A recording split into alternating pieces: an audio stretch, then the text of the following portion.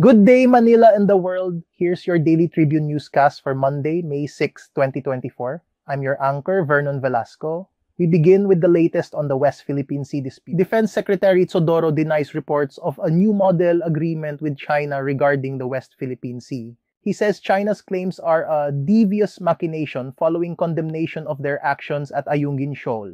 In business, Meralco forecasts a strong sales growth of 6 to 8% for the first half of 2024 due to rising demand. It says La Nina might affect the third quarter, but growth targets remain optimistic.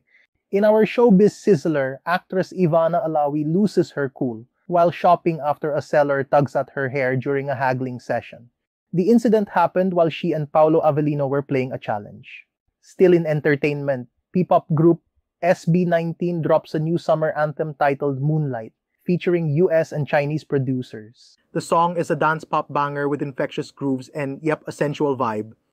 Meanwhile, in the sporting universe, veterans Kelly Williams and Jason Castro powered TNT to a playoffs berth after defeating Magnolia 98-93. Williams had 19 points, while Castro delivered clutch endgame baskets. That's all for today, folks.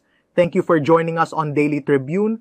Stay informed and have a great day, Manila. Until tomorrow, chill.